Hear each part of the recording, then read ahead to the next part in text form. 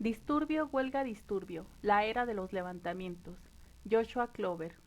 Epílogo. Como se trata de un epílogo, parece apropiado reflexionar sobre lo que ha sucedido después de la publicación original, tanto en lo que puede deducirse de su recepción, como, lo que es mucho más importante, aquello que ha iluminado el panorama político. El libro intenta teorizar un conjunto de hechos observables empíricamente con fines bastante sencillos. En primer lugar, trata de rescatar el disturbio de su antigua deslegitimación burguesa, basada tanto en la exclusión de las poblaciones racializadas del régimen de lo político como en la preservación del monopolio estatal de la violencia, para hacerlos políticamente inteligibles como expresión particular de las contradicciones del capital y no un mero grito espasmódico de los desposeídos. En segundo lugar, se trata de situarlos dentro de la categoría más amplia de las luchas en la circulación, que se han desarrollado como la principal forma de acción colectiva en el presente.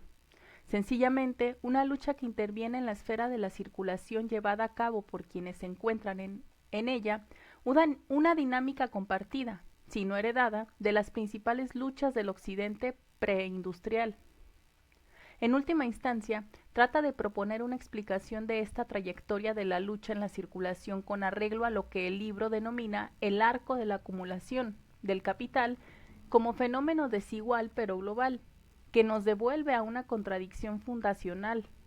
A medida que el capital elimina al trabajo vivo, su fuente misma del valor, la acumulación, decrece, y la reinversión del capital se desplaza hacia mecanismos de captación de beneficios dentro de la esfera de la circulación. He aquí otra forma de presentar este asunto. El lumpen aparece primero como en un cuento de hadas. Comienza, como suele hacerlo en todos los cuentos, de hace mucho, mucho tiempo. En la primera aparición cronológica de El Capital, Marx escribe con fulgurante sarcasmo: en tiempos muy remotos había, dice la traducción estándar, por un lado una élite diligente y por otro una pandilla de vagos y holgazanes. No leemos esta historia sobre el origen bastante avanzado del libro, exactamente en el momento en que Marx salta de su argumentación lógica a las profundidades de la historia para explorar el secreto de la acumulación primitiva. La estrategia narrativa ha sido muy comentada. Este podría haber sido el primer capítulo. Al fin y al cabo, es donde inicia la fábula.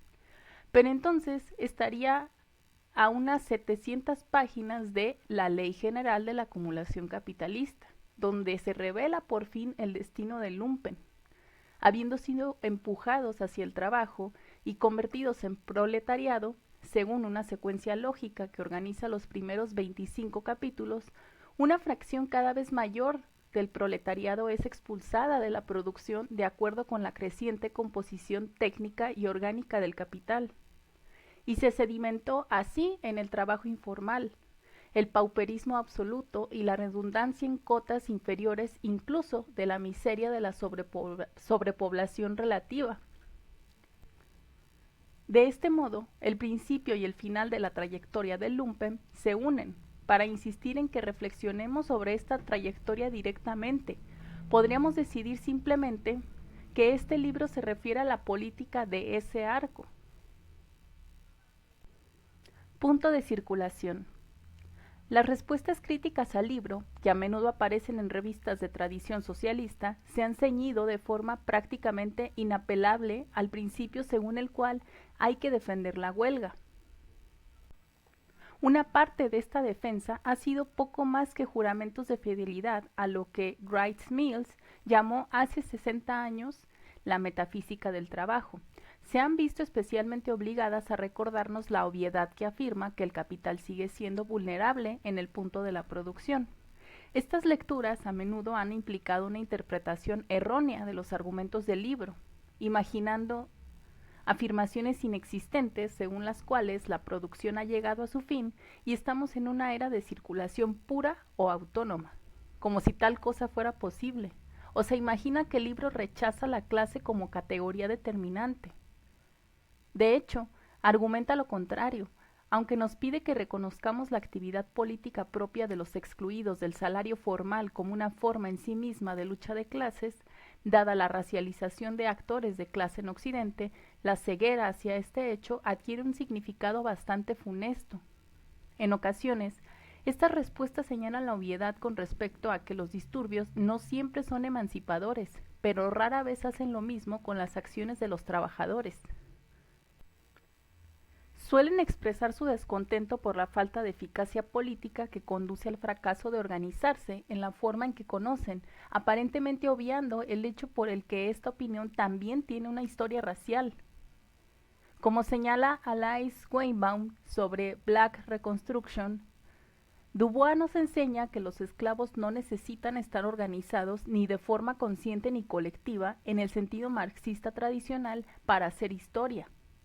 La huelga general negra de esclavos durante la Guerra Civil de Dubois designa un conjunto de acontecimientos que fueron, en palabras de Cedric Robinson, consecuencia de las contradicciones dentro de la sociedad sureña más que de una vanguardia revolucionaria que tejiera estos fenómenos en una fuerza histórica. Sobre esta base, carente de partido o movimiento, Dubois llegó a la famosa conclusión según la cual los esclavos se liberan a sí mismos.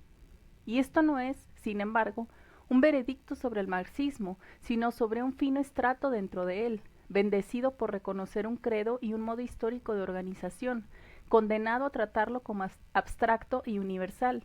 Por supuesto, ya no estamos en la era de la esclavitud, tampoco estamos en la era en la que el empleo formal se centra en la industria y la manufactura, pero aquellos incapaces de reconocer su decadencia y todo lo que se ha desvanecido con ella no deberían detenernos. No obstante, otras críticas han proporcionado enfoques matizados y serios, capaces de enfrentarse a las dramáticas transformaciones en la composición de clase y capital en las que se basa el libro. Investigando los cambios entre sectores del trabajo, particularmente la relación con la logística y el transporte, concluyen que las huelgas en estos sectores siguen siendo viables, necesariamente poderosas y por lo tanto muy deseables.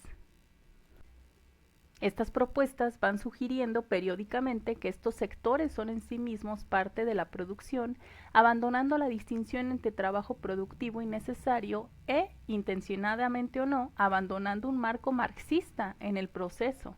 Vale la pena repetir que si estos sectores crecientes fueran en general trabajo productivo, habríamos visto un crecimiento simultáneo en la acumulación que ha estado decisivamente ausente. La atención prestada a la logística y el transporte expresa un creciente sentido común entre esta parte de la izquierda obrera atenta a los cambios estructurales. Frente a los mercados de trabajo post-industriales, en los últimos años hemos empezado a ver que se aboga por un desplazamiento de las luchas clásicas en el punto de producción hacia lo que podríamos denominar el punto de la circulación.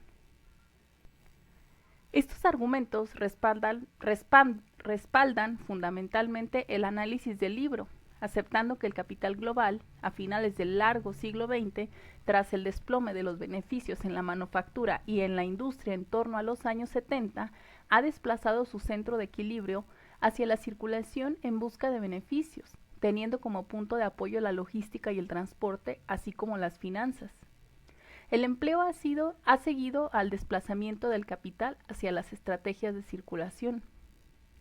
Esta reducción de la circulación al sector de la logística y el transporte corre el riesgo de ocultar la naturaleza misma de la circulación que, al igual que la producción, es una categoría completamente heterogénea y diversa. Incluye la circulación formal, la transferencia de propiedad, la circulación física de mercancías ya valorizadas en el proceso de producción en búsqueda de la realización de ese valor como precio, el trabajo para estos fines, el mercado como espacio donde tienen lugar, así como el consumo de bienes y servicios. Por encima de todo, una explicación centrada en cómo el empleo formal ha acompañado a los desplazamientos del capital tiende a descuidar las formas en que la informalización y el desempleo han seguido estos movimientos, las formas según las cuales el desplazamiento del capital hacia la circulación indica la desacumulación y el fin de un mercado laboral lo suficientemente expansivo, con la capacidad para absorber en el sector de servicios a aquellos expulsados de la manufactura y la industria, lo que a su vez garantiza un aumento de los que carecen de acceso formal al salario y han naufragado en la ruidosa esfera de la circulación de Marx, que es ante todo, al igual que la esfera de la producción a la que está vinculada, una relación social más que una actividad técnica. Programa y materialismo. Pero volvamos a la intuición obrerista según la cual es probable que la huelga se extienda a aquellos sectores en los que el capital busca cada vez más beneficios en lugar de desaparecer en favor de los disturbios. En este punto también hay acuerdo. Aunque el libro trata de mostrar el trabajo realizado mediante la contraposición del disturbio y la huelga dentro de los marcos ideológicos y jurídicos, particularmente en lo que respecta a la consiguiente maraña de criminalización, racialización y exclusión de lo político en el caso del disturbio, no establece una oposición entre sus dos términos principales. Traza el surgimiento de la huelga a partir del disturbio y la reciente inversión de esta relación como resultado de las contradicciones en desarrollo en el largo arco del capital, más que como visiones estratégicas en competencia. De hecho, el libro llega prácticamente al mismo punto que los defensores de la huelga en el ámbito de la logística. No hay ningún argumento en contra de este tipo de organización. La huelga de Ops en 1997 demuestra que es posible. Es inevitable que un porcentaje cada vez mayor de las escasas huelgas se produzcan en el ámbito de la circulación de mercancías y que, en la práctica, las acciones de los trabajadores se desplacen hacia las luchas del transporte. Considérese el ilustrativo cambio táctico por parte de los sindicatos franceses, por ejemplo, cuando las refinerías y los depósitos de petróleo franceses fueron bloqueados durante 2 semanas en el 2010. Me considero un gran admirador de la huelga como arma, especialmente cuando persigue objetivos emancipadores en lugar de gestionar el metabolismo del capital hacia un equilibrio orientado a su mantenimiento, lo cual viene ocurriendo desde los años 60 en adelante en las naciones de industrialización temprana. Entonces, si todos somos partidarios de la huelga, ¿qué es lo que está en juego en este desacuerdo? Una cuestión metodológica.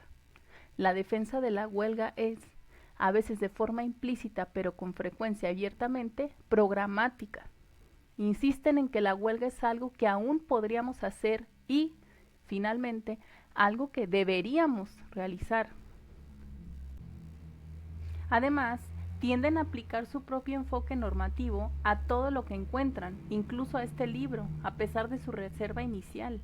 Imaginando una reivindicación para llevar a cabo un disturbio, se oponen a ello insistiendo en que debemos hacer huelga, puesto que sigue siendo una palanca singularmente poderosa en el repertorio de lucha para decantar el poder hacia las necesidades del proletariado e incluso hasta el fin del proletariado, que continúa constituyendo el horizonte de la revolución. Es posible que para muchos siga siendo un pensamiento inspirador. Sin embargo, difiere del enfoque del materialismo histórico, el cual se centra en las complejas relaciones que hemos explorado hasta ahora y en comprender cómo estas relaciones se han materializado al margen de nuestra voluntad. Todo lo cual quiere decir que cualquier explicación sobre el repertorio de luchas en el presente debe primero incluir una clara explicación de las transformaciones materiales que pueden explicar la actualidad. ¿Por qué la huelga ha disminuido de forma drástica en las últimas 4 o 5 décadas, mientras que los disturbios se han multiplicado en las últimas 5 o 6?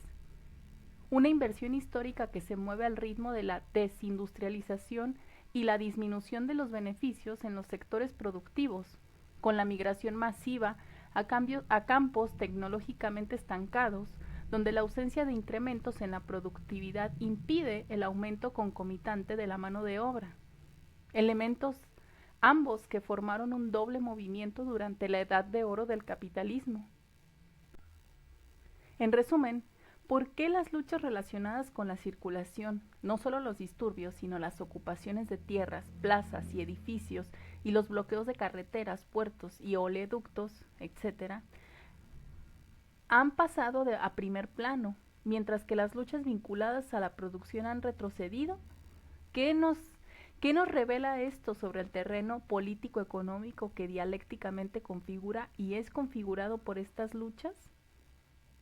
Aquí debemos señalar que existen razones para ser optimistas, al menos sobre ciertas acciones sindicales.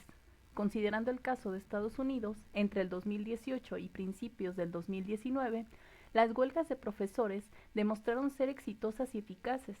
En el sector del transporte aéreo, el cierre de gobierno en el 2019, tras un bloqueo presupuestario, terminó efectivamente con las protestas y las bajas voluntarias.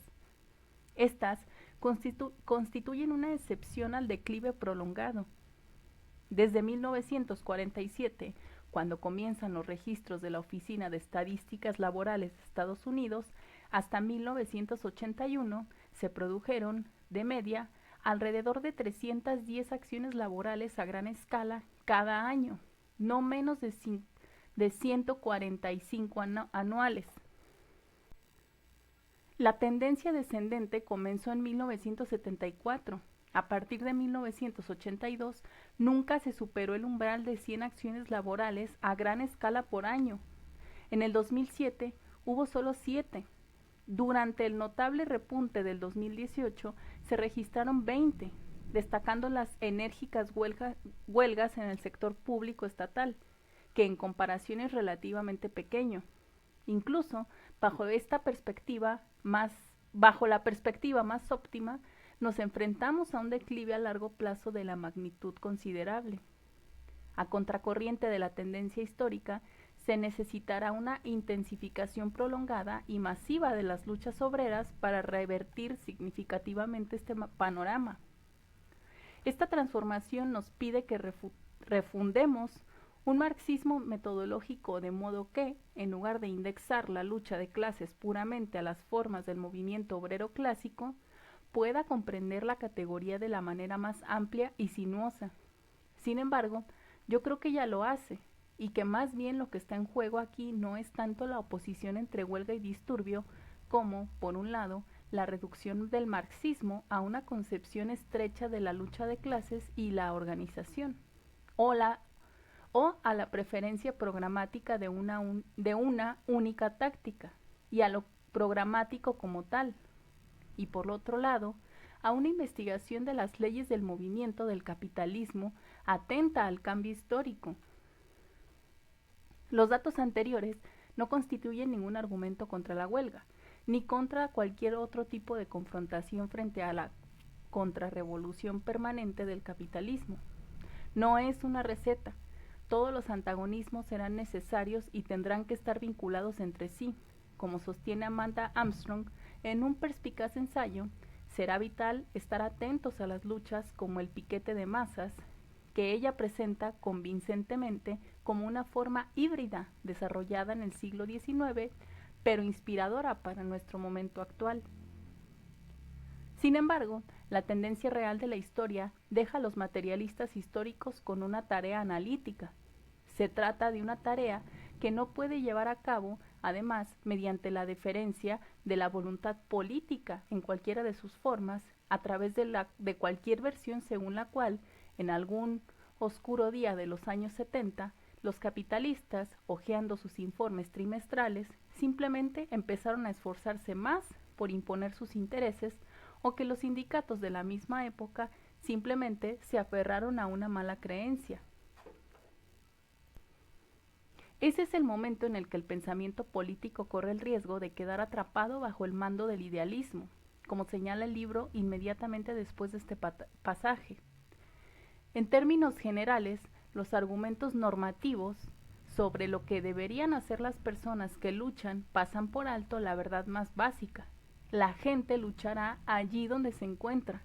Si las luchas se han movido, a fin de cuentas, dentro del elaborado campo social que es el circuito ampliado de la reproducción capitalista, transformando su naturaleza en el tránsito, esto plantea ante todo no un juicio, sino un programa de investigación. Migración, ecología, circulación. La contribución de este libro a dicha investigación, orientada hacia el futuro, radica en cómo vincula las formas de acción colectiva con los desarrollos político-económicos a lo largo de una trayectoria histórica. De este modo, su enfoque puede considerarse más predictivo que prescriptivo. Resulta instructivo considerar las luchas concretas de los últimos tiempos por la forma en que se afirman o se desafían en el marco del libro. Podría sugerir que la repentina intensificación del conflicto social en torno a los aeropuertos y el transporte aéreo hace ambas cosas. Ejemplos de ello son los cierres de aeropuertos estadounidenses del 2017 para desafiar la Muslim Ban, o sea, el veto de ingreso al país de personas procedentes de 5 países de mayoría musulmana: Irán, Libia, Siria, Yemen y Somalia.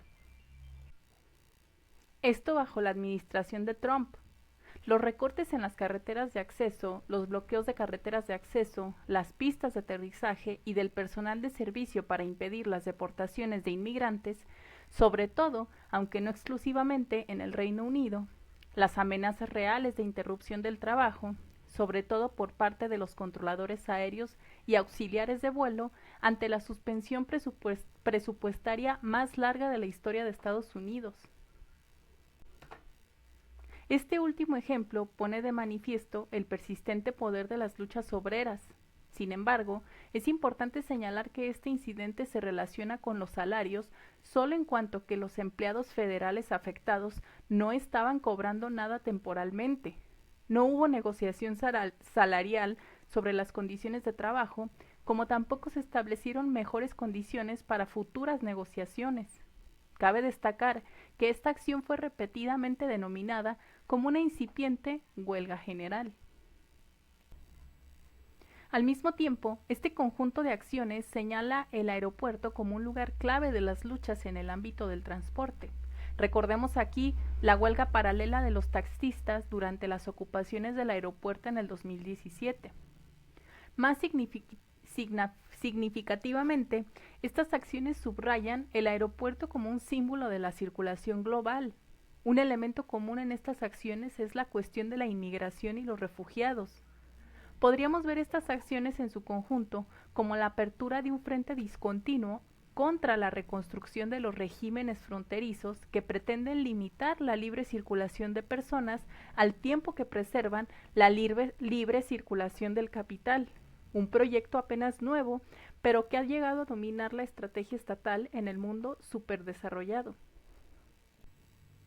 El muro a lo largo de la frontera con México que obsesiona a Donald Trump es la representación paradigmática de un proyecto global, en otros lugares perseguido a través de regímenes jurídicos, prácticas de vigilancia, relaciones políticas con la Unión Europea y el espacio Schengen y otras medidas, la propia lucha en la circulación por parte del Estado. Lo podríamos relacionar con la lucha social más sostenida y ambiciosa que se ha producido desde la publicación inicial del libro en Estados Unidos, el campamento de Standing Rock contra el oleoducto Dakota Access Pipeline, el llamado movimiento No TAP. La lucha en circulación de una escala e intensidad extraordinarias que situaba su política en relación con la soberanía de la tierra y el expolio medioambiental, al tiempo que entendía su poder táctico residía en la interrupción del desarrollo de infraestructuras, los flujos de energía fósil y los beneficios. Este movimiento exige un tratamiento más detallado del que permite este epílogo. No obstante, será útil trazar brevemente su historia. Un ejemplo destacado del despliegue de estrategias en la esfera de la circulación durante las últimas décadas fue la de los piqueteros en Argentina. Estos lograron desestabilizar múltiples gobiernos durante un periodo de sostenida inestabilidad político-económico, al mismo tiempo que se expandían en un amplio movimiento de desempleados, movimientos de trabajadores desocupados. Los piqueteros siempre fueron los sujetos que dialécticamente señalaron con más fuerza el desplazamiento hacia el ámbito de la circulación.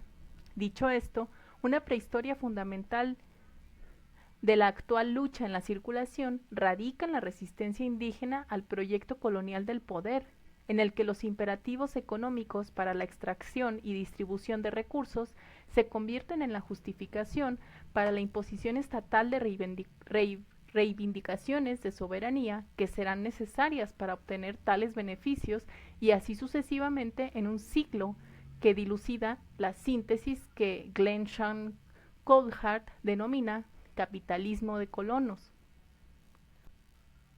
Dentro de esta historia de economías extractivistas de colonialismo y asentamiento, es algo más difícil de hablar de un cambio hacia la circulación, ya que en general no han seguido el mismo camino de desarrollo hacia la desindustrialización que siguieron las naciones de industrialización temprana. El precursor más inmediato, el movimiento Idle No More, que alcanzó su punto álgido en el 2012 y 2013, se originó con una huelga de hambre en protesta por el proyecto de la Ley General C-45. Esta ley facilitaba el desarrollo económico y la colonización de las tierras de las reservas y al mismo tiempo disminuía las protecciones medioambientales. Poco después,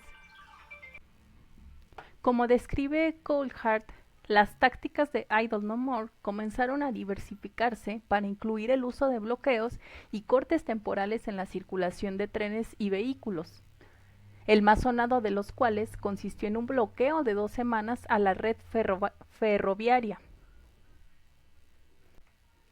Esto se inscribe en la tradición más amplia que trata de impedir o bloquear el flujo de recursos que actualmente se transportan a los mercados internacionales desde los yacimientos de petróleo y gas, refinerías, aserraderos, explotaciones mineras e instalaciones hidroeléctricas situadas en las tierras desposeídas de las naciones indígenas, para provocar un impacto negativo en aquellas infraestructuras económicas fundamentales para la acumulación colonial de capital en economías políticas de colonos como la canadiense. Coulthard entiende que estas formas de acción directa basadas en la tierra tienen una larga tradición, dado que conducen a la formación de lo que Naomi Klein describirá en su libro sobre la crisis ecológica como Blockadia. Al mismo tiempo, escribiendo en el 2014, Coulthard especifica que dichas acciones, en las que los bloqueos ocupan un lugar destacado, han sido el eje de todas las negociaciones sobre el alcance y el contenido de los derechos de los pueblos aborígenes en los últimos 40 años, remontándose hasta la década de los 70. La relación es asombrosa. Los bloqueos de oleoductos y aeropuertos insisten de manera conjunta en estas dos cuestiones, inmigración y ecología. Esto es, los antagonismos en torno a las fronteras y las catástrofes climáticas.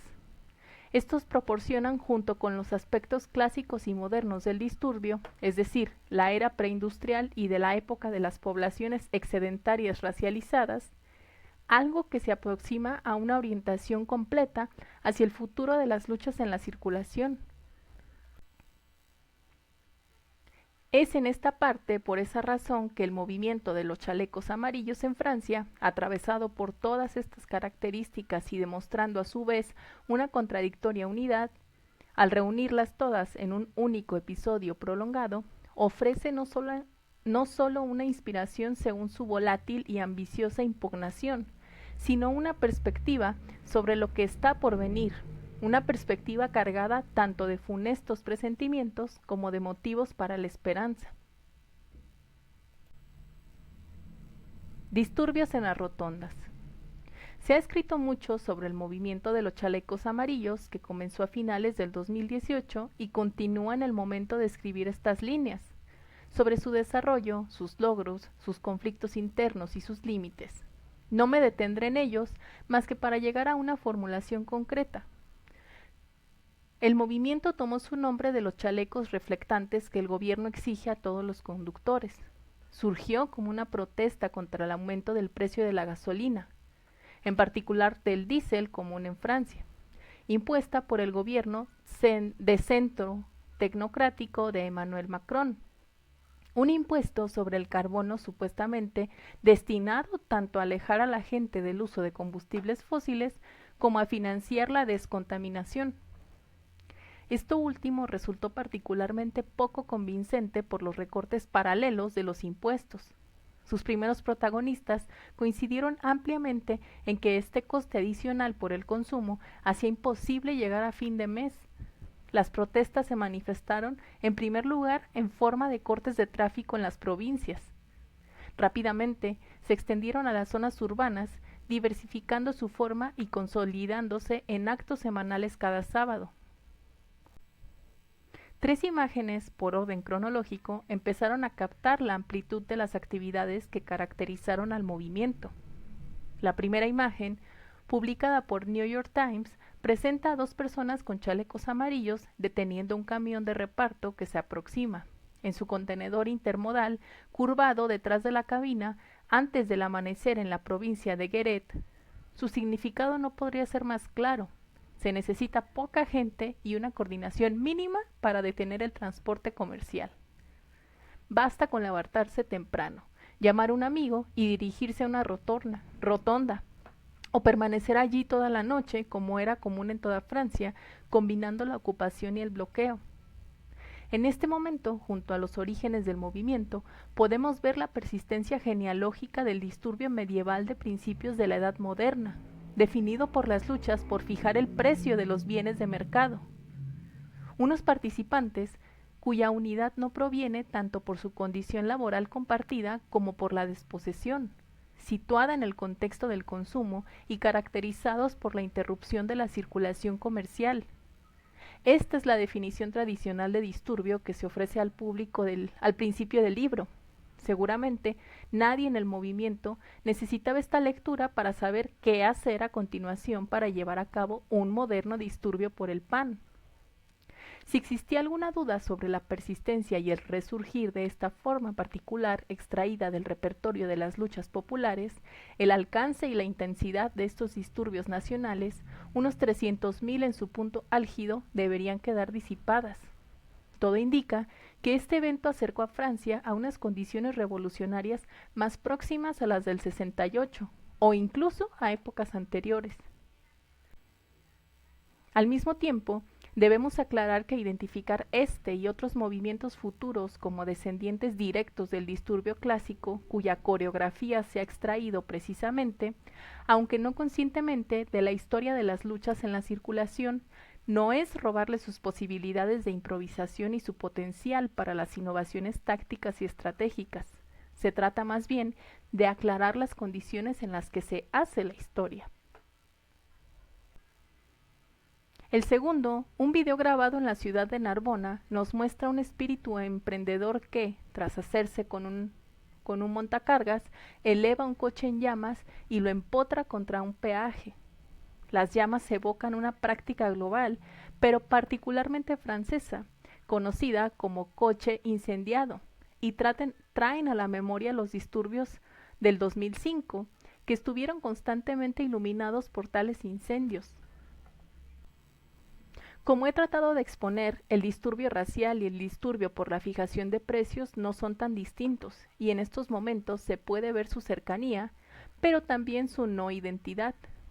De hecho, a pesar de los intentos, sigue siendo un proyecto que estos dos disturbios confluyan.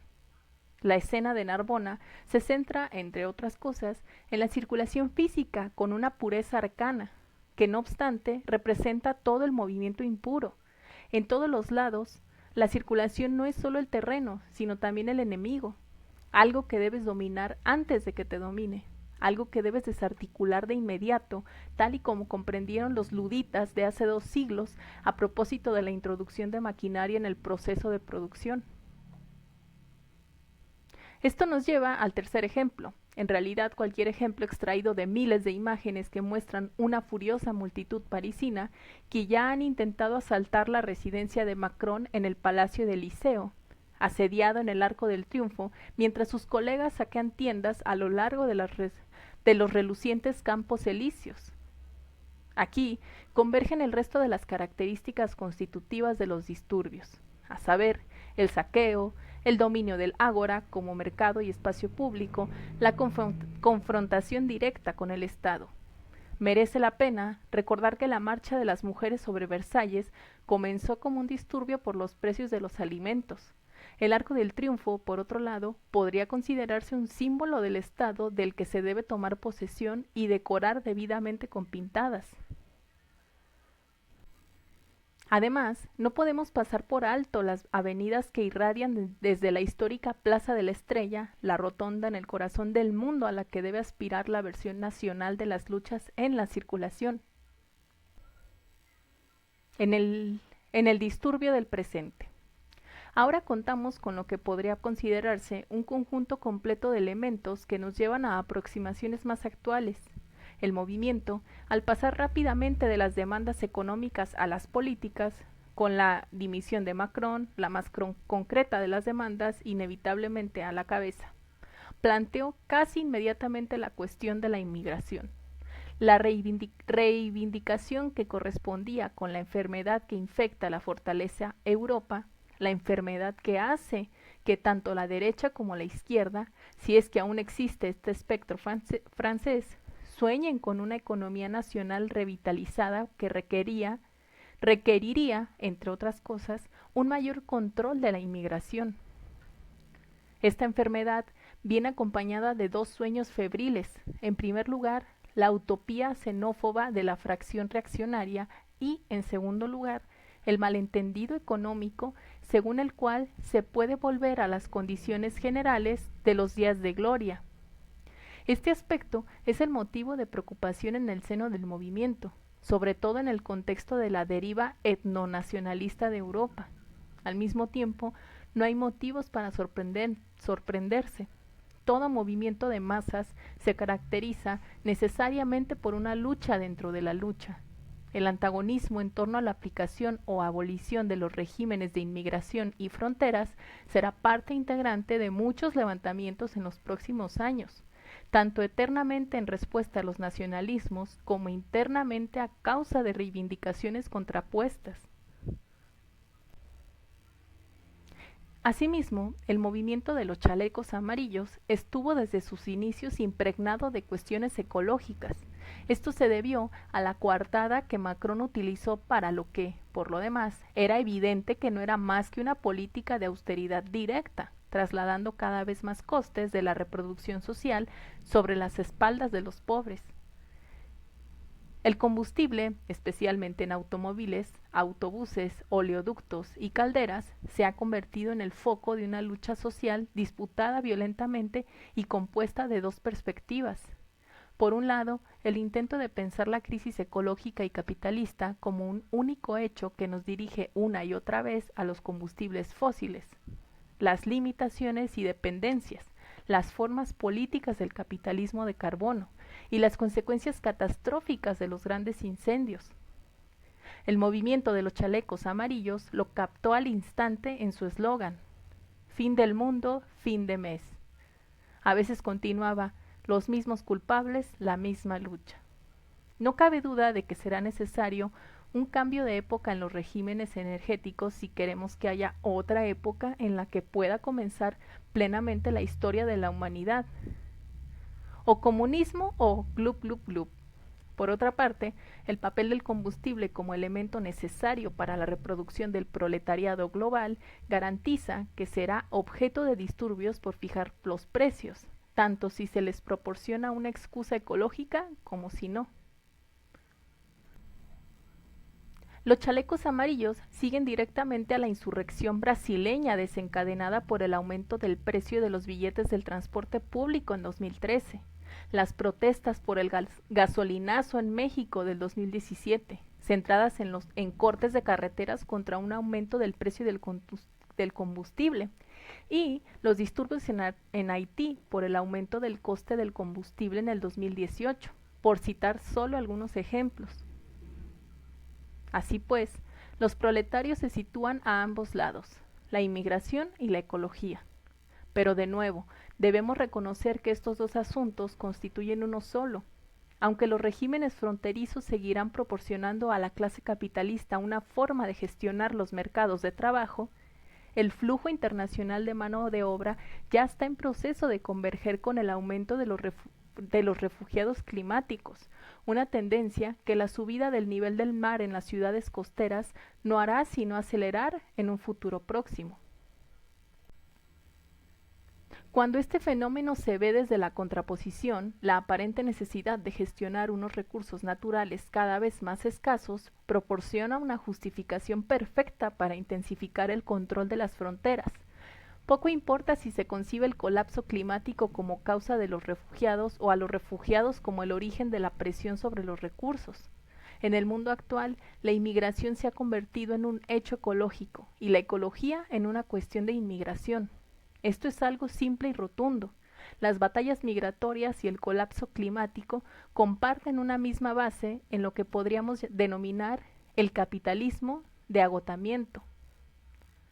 Un capitalismo extenuado, cuyo motor expulsa la mano de obra como vía de escape de la hiperproductividad, consumiendo de forma voraz los recursos necesarios para su supervivencia. Podemos empezar a imaginar las formas políticas que esto adoptará.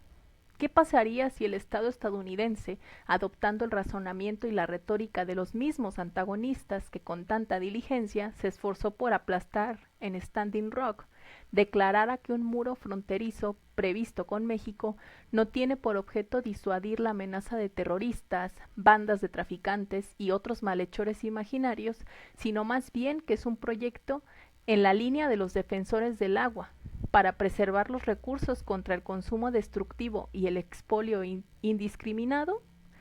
En este caso, el marco históricamente xenófobo de la teoría malthusiana de la explosión demográfica se ve fortalecido por la exigencia pseudoética de la preservación ecológica, respaldada por una solicitud práctica de recursos para la supervivencia. Desde la perspectiva de las naciones lo suficientemente ricas como para permitirse la puesta en pie en un mínimo bastión contra el colapso climático, para una fracción privilegiada de su ciudadanía, las crecidas del nivel del mar y los refugiados irán de la mano, ambas representadas como oleadas. Esta distopía ya es una realidad. Las demandas contra la degradación de los niveles y oportunidades de vida, así como la desesperación económica a fin de mes de los chalecos amarillos, ahora se entrelazan con la reivindicación ecológica por parte de Macron. Esta secuencia se revela como la historia temprana de los disturbios climáticos, levantamientos que, más allá de cualquier reivindicación específica, están condicionados por la amenaza del colapso climático y el pánico sombrío sobre el control de la población. Lo que ya es evidente, y sin duda lo será aún más en el futuro, es la voluntad del Estado de aprovechar esta situación en nombre del capital, así como para la consolidación de su propio poder. Está incubando un nacionalismo verde que utiliza los regímenes de gestión del clima para imponer fronteras rígidas, violencia xenófoba, ciudadanía diferenciada, acuerdos laborales proteccionistas y una mayor intensificación de la militarización y la vigilancia. Tanto en el mercado laboral como en la nación soberana, el eje de inclusión-exclusión definirá inicialmente las condiciones sociales. Ante las diversas imposiciones del empobrecimiento, es probable que los disturbios por el clima y sus parientes lejanos adquieran mayor relevancia, marcados por la contradicción y motivados por las necesidades inmediatas de supervivencia. La vía pública, la plaza pública, el oleoducto, el tren, el muelle, el aeropuerto, la frontera, esos serán nuestros lugares. 9 de febrero del 2019. Joshua Clover.